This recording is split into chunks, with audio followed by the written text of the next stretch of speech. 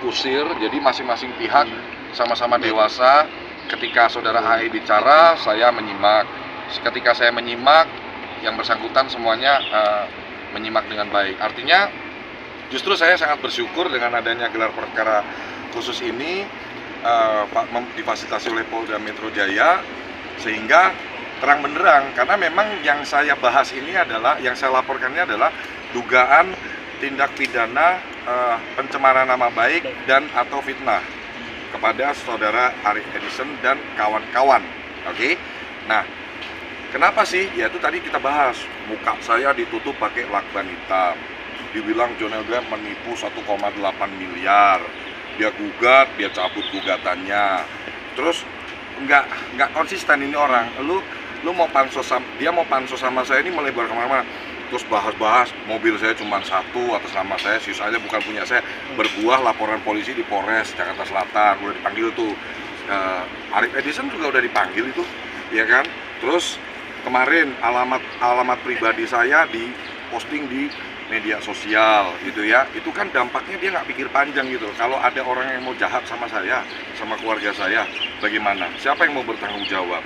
Jadi saya paparkan juga tadi di gelar perkara khusus itu bahwa tindakan yang dilakukan oleh saudara AE ini, dampaknya ini akan sangat panjang, karena saya seorang public figure, punya 5,9 juta pengikut di TikTok, di Instagram 868.000 dan sudah verified juga. Saya punya bisnis, saya punya 7 perusahaan dan saya mau bikin perusahaan lagi baru sama Ko Basuki Surojo di bidang liquid, ya kan. Karyawan saya ratusan. Nanti yang saya pikir jangka panjang adalah ketika anak saya nanti gede, terus bergaul sama lingkungannya. Kamu anaknya John Elbert ya? Oh, John Elbert itu kan dulu nipu itu 1,8 miliar. Tanpa adanya putusan pengadilan, dia bersuara seperti itu. Jadi ini akan saya jadikan contoh kejadian ini. Saya akan fight mati-matian untuk menjadikan contoh edukasi yang sangat bermanfaat untuk masyarakat Indonesia, khususnya generasi muda.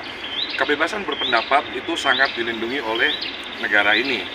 Ya, negara ini negara demokrasi. Tapi ingat, kebebasan berpendapat yang bisa dipertanggungjawabkan sesuai fakta-fakta. Jangan memfitnah orang, jangan menuduh tanpa bukti, yang akhirnya nantilah teman-teman akan ikutin dan akan pasti dapat perkembangan beritanya, siapa yang salah, siapa yang benar. Harapan saya ketika nanti yang bersangkutan ini sudah sampai ke penetapan tersangka dan lain-lain, sudah ditemukan siapa yang salah, siapa yang benar, ini akan jadi counternya nanti untuk di media juga gitu loh. Oh, dulu Bang John itu ternyata cuman ada orang iseng mau pansos, nuduh-nuduh, terus berujung jeruji gitu loh. Jadi memang saya udah bilang berkali-kali, hanya di dunia ini hanya satu orang yang saya najiskan untuk berdamai, yaitu saudara AE. Najis loh bahasa saya loh, saya muslim. Jadi kalau udah kalimat najis itu udah bener-bener tidak akan ada tawar-menawar, tidak akan ada namanya mediasi, tidak akan ada namanya perdamaian. Siapa yang berbuat, dia harus bertanggung jawab. Tanggung jawabnya itu, kalau dia menuduh tanpa alat bukti, ya silahkan nanti dipertanggungjawabkan di proses hukum. Tadi sempat ada bantahan dari AE sendiri nggak Bang di atas? Kalau dia tidak mengakui gitu, sumpah. Enggak, dia mengakui. Dia mengakui, dia yang menyusun press release tersebut. Dia mengakui dia yang membuat banner-banner itu ada muka saya, ada dibilang kita nipu dan lain-lain gitu kan. Dia mengakui semua. Alasannya mungkin sempat ditanya Bang?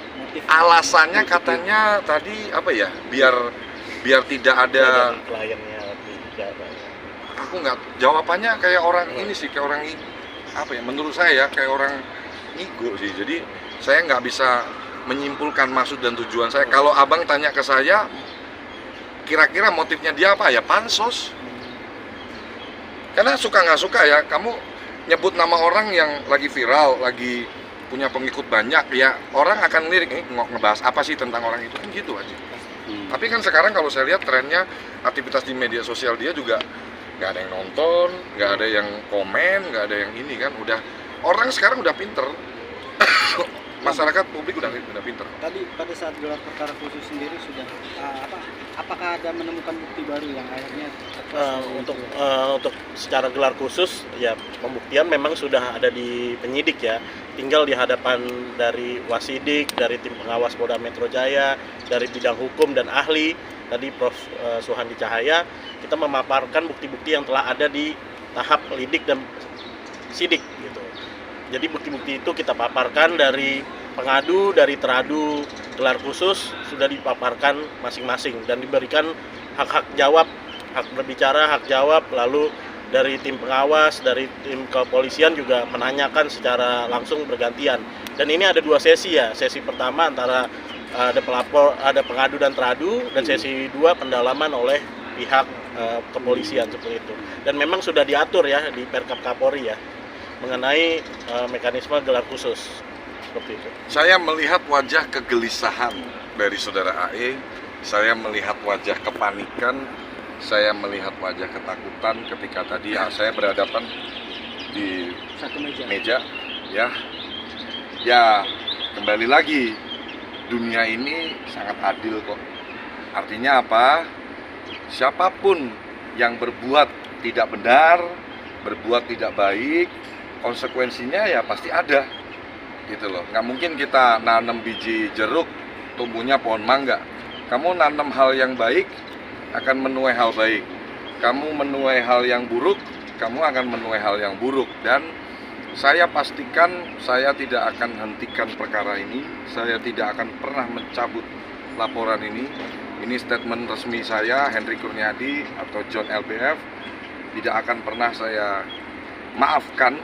Mau ya udah bang, maafin aja, proses hukum tetap berjalan. Enggak mau, memaafkan aja nggak mau saya. Apalagi menghentikan masalah ini karena sudah sangat menciderai harga diri saya. Saya itu mas, sampai detik ini klien saya itu udah puluhan ribu. Dan ketika satu klien bertransaksi di perusahaan saya, negara ini dapat uang dari PNBP. Orang bikin PT itu negara dapat PNBP. Belum kita edukasi untuk perpajakan. Bisnis saya sampai detik ini itu udah menghasilkan uang yang sangat besar juga untuk bangsa dan negara ini. Belum karyawan-karyawan yang setiap bulan saya biayai ratusan, 200-an karyawan. Kalau kamu kalkulasi aja rata-rata 7 juta udah berapa biaya saya untuk gaji orang segitu banyak. Belum untuk kantor, buka kantor dan lain-lain. Jadi kegiatan usaha saya ini bukan kegiatan usaha ponzi atau kegiatan usaha yang yang nipu masyarakat gitu loh. Justru saya ngebantu masyarakat yang tadinya masyarakat kita ini mau bikin PT, nanya ke sini 10 juta, nanya ke sini 15 juta, itu pun nggak tuntas. Kalau sekarang kan adanya perusahaan saya ini cuman bayar 4 juta lengkap sampai buka rekening PT. Jadi orang-orang, anak-anak muda yang tadinya udah punya ide-ide brilian mau buka usaha, nggak takut-takut lagi. Dia kalau di 4 juta, 3 juta bikin legalitas PT, dia udah punya ide, dia gas dulu. Jalan mau menjalankan usaha, rencana usahanya biar nggak jadi karyawan seumur hidup. Itu kayak gitu dibilang bisnisnya katanya merugikan negara gitu ya. Tadi di press itu kan ada. Jadi sampai saat ini bang, boleh kita tambahkan dari 6 poin dari poin-poin press release itu kita sudah berhasil membuktikan kok, sampai sekarang sudah naik sidik. Kita sudah membuktikan poin-poin dari press release dari saudara AE terlapor. Dari poin-poin tidak kita berhasil semuanya membuktikan. Dari semua poin kita udah paparkan juga tadi ke tim gelar untuk gelar perkara khusus ini, dari tim pengawas, dari tim hukum Polda Metro Jaya, dan ada ahli juga sangat-sangat mendengar kok aspirasi juga dari kita. Dan menurut saya tidak ada hal aneh ya. Saya pun juga sebagai advokat, walaupun ada hak imunitas dilindungi undang-undang, tapi itu terbatas. Harus ada itikat baik. Kalau misalnya kita sebagai advokat juga dapat surat kuasa atau kita memfitnah, mengancam, itu hak imunitasnya tidak berlaku. Sama seperti ini kan, kita melaporkan dugaan fitnah sama pencemaran baik, karena di press release yang saudara AE tampilkan itu tidak ada kata diduga, langsung menipu, merugikan negara tanpa adanya putusan pengadilan. Seperti itu aja. Nggak ada putusan pengadilan dan saya tidak ada dalam masalah hukum. Tiap hari gue muncul di media sosial. Iya. Kantor gua di gedung 18 Office Park, head office gua tuh lantai 21, lantai 7, lantai 6. Siapa yang berani terbuka itu sih? Tiap hari mukanya muncul di mana-mana gitu loh. Kalau saya tidak melakukan bisnis yang tidak baik, mana berani. Kita pasti udah rebut-rebutan. Dan saya mungkin bisa dibilang salah satu pengusaha yang paling vokal berani menyampaikan bahwa saya ini sukses atas hasil kerja keras gitu loh. Tidak ada money laundry, nggak ada uang yang nggak jelas dititip ke saya, real, karena klien saya seluruh Indonesia, sehingga transaksi saya jumlahnya banyak, ya wajar lah kalau saya cepat kaya. Dan satu hal saya pertegas, statement saya, semua yang saya bagikan di media sosial itu milik saya. Jadi kalau ada dia bilang katanya cincin minjem, nah cincin jam, semua ini semua yang saya bagikan, mobil Land Cruiser, Alphard, semua BMW punya saya semua. Saya itu sangat mengidolakan almarhum Bob Sadino. Ya, quotes-nya yang paling keren tuh, bergayalah sesuai kemampuanmu. Kalau punya duit gaya nggak apa-apa, kalau nggak punya duit nggak usah banyak gaya, gitu loh. Ya, jadi apa yang saya bagikan di media sosial itu semua milik saya. Nah, kenapa saya harus menunjukkan pencapaian saya? Biar anak-anak muda yang hari ini frustasi, waduh hidup gua begini-begini aja, tiba-tiba nonton postingan saya, ini dulu pernah kerja di Astra 4 tahun, habis itu masuk ke dunia burung, kerja bayaran cuma sehari 60.000, hampir 7 tahun di dunia burung, ketemu kesempatan pas Covid dari karyawan terus punya perusahaan, berkembang.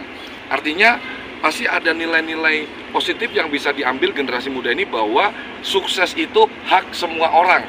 Sukses itu haknya, mau anak orang nggak punya, mau anak orang mampu, mau pendidikan tinggi, mau nggak punya pendidikan. Saya lulusan SMA, karyawan saya S2. Artinya apa?